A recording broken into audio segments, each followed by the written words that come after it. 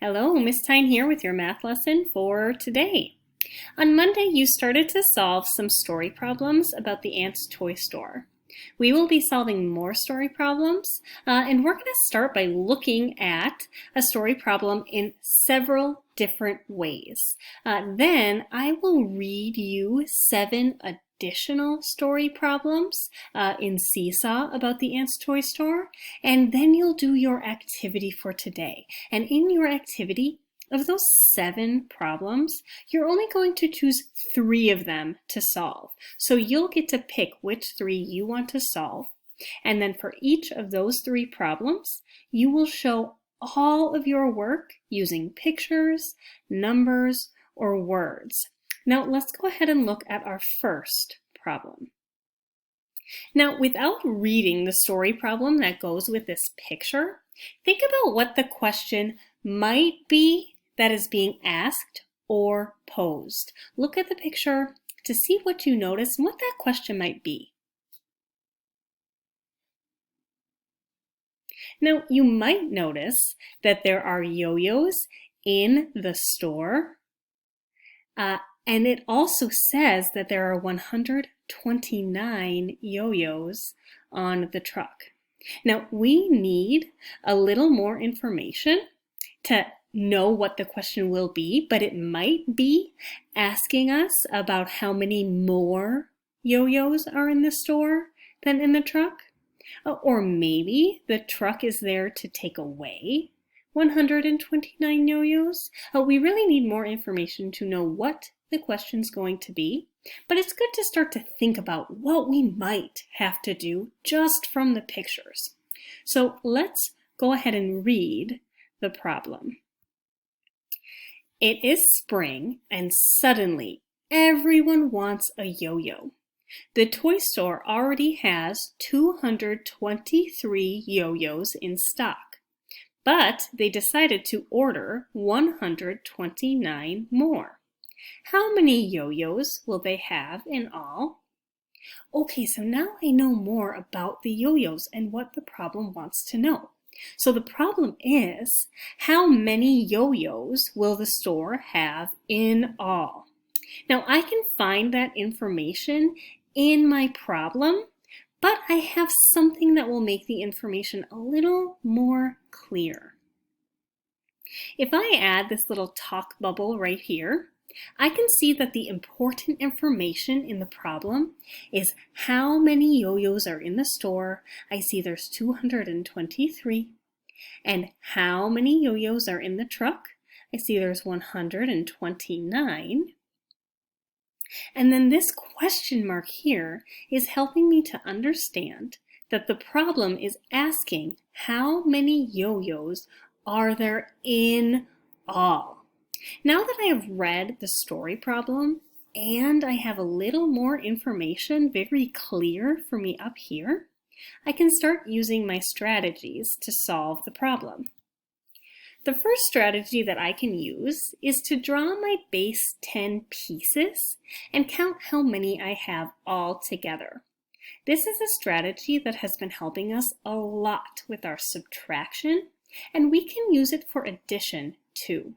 So I'm going to start by drawing my base 10 pieces for all the yo-yos in the store. Because I have so many yo-yos, I need to draw 100s pieces too.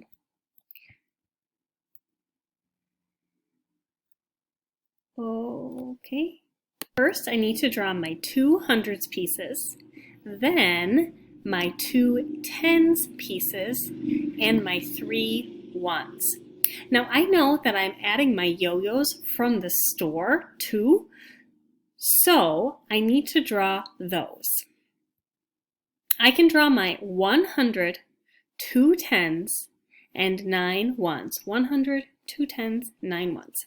Now I need to add up all my pieces. Now I can count that I have 1, 2, 3 hundreds, and 10, 20, 30, 40 10s. So 4 10s equals 40. But it looks like I have a lot of 1s. So I need to see if I can group some of my 1s into a 10. So I can count 10 1s. Remember, I have 9 here for how many are in the truck. and 1, 2, 3 for how many are in the store. And I may have confused it a little earlier, but I have 223 in the store and 129 in the truck. But I'm going to add them all together. So if you mix that up in your head and you forget which one's in the store and which one's in the truck, that's okay because we're adding them all together. So that's okay for this problem. But I can see that I have circled 10 ones. So I need to think of this group of ones as a 10. So I need to think that I have 3 hundreds and 5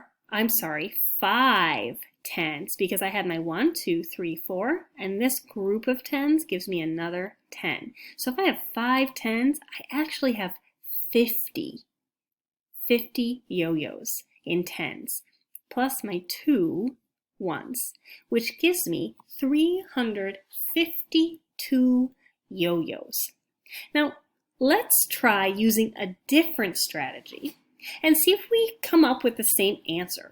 So let's try to solve this problem with an open number line.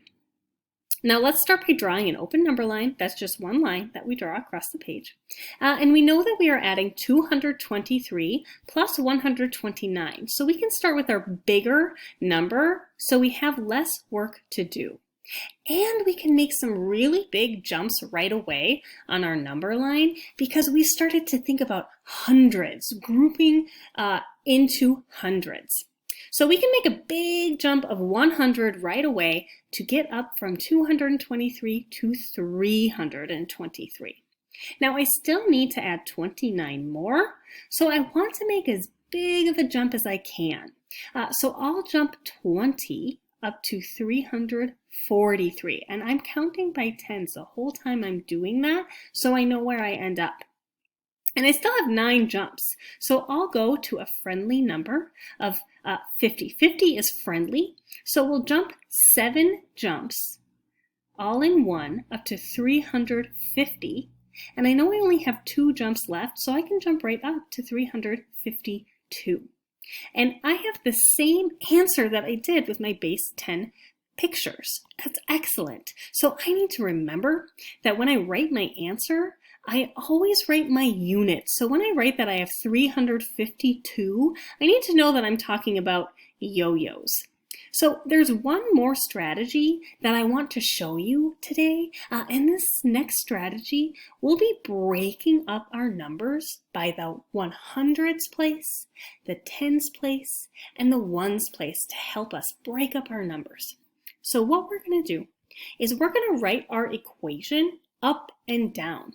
Now, when I write an equation like this, I need to make sure that my numbers are in the right place so I can add them by their place value. I add my hundreds on top of each other, my tens on top of each other, and my ones on top of each other. And now I can see right away that I have 3 hundreds. So I can write 300, and then I'll count my tens. So I need my plus sign right here. And I can count that I have 2 plus 2 is 4. So I have 4 tens, and that makes 40. And then I still have my ones, so I need another plus sign. And I can count that I have 9, 10, 11, 12 ones. So I'd write plus 12. And that might seem a little confusing. So now I need to make sure I add it all up, and I need to make sure I add it up the right way. So right away I have 300 plus 40 plus 12. And I need to add my 10 ones from my 12 to my 40. So I know that I'm really going to end up with 52 right here, not 340 12, because that's not a number. That wouldn't make any sense. So I will end up with 352 yo-yos again. And I always write my unit with my answer of 352. So you're going to do the same thing that we did today with some of your story problems. And these are the strategies that I used. So you should be able to say that these are the strategies I can use. I can draw base 10 pieces. I can draw an open number line. I can add numbers by place value. So let's go ahead, and take a look at the different problems that you'll choose from today.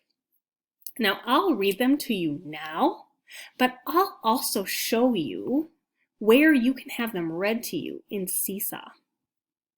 So, number 2 says beach balls have become so popular that the toy store has only 37 left.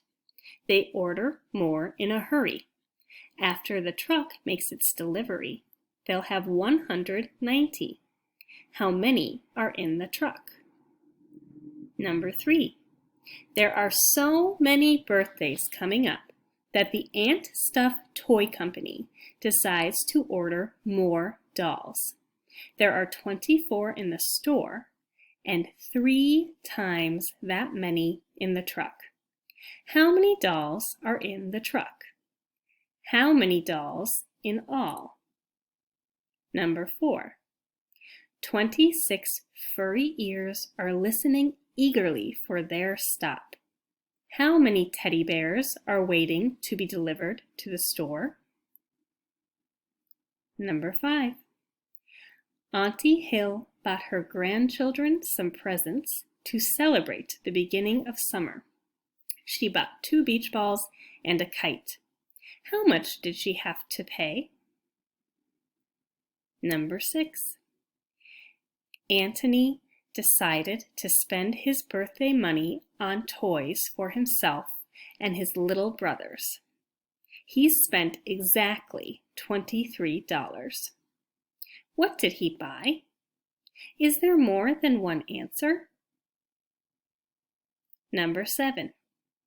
Annie Ant saved her allowance until she had $8.75. She took her money to Ant Stuff and bought toys for herself and her sister. She bought a puppet, a hat, and a kite. How much money did she get back in change? Number 8. Ant Stuff Toy Company was having a sale on dolls and teddy bears. So Mr. Black Ant decided to buy some for his kindergarten class. He spent $33 and got 6 items. What did he buy? Now, when you go to solve these problems, I want to show you how you can listen to me read these problems to you if you need to hear them again, because sometimes that helps us. So on each page, you have a little caption symbol down here, little quote marks. And when you click on them, you can see it says click, play to hear problem 2. So you click the play button and then you'll hear my voice reading problem 2 to you again. Now, if you go to the next page, you have the same thing for problem 3 and every other problem. So you'll have that there to help you. Now, there is also something up here. You can't see it on this, but it will say view instructions. If you forget what to do, you can view the instructions again. Now remember, you are solving 3 problems. You'll see 7 pages for the 7 choices you have, but you only need to pick 3. Get to work, and if you have any questions, we can help you answer them later.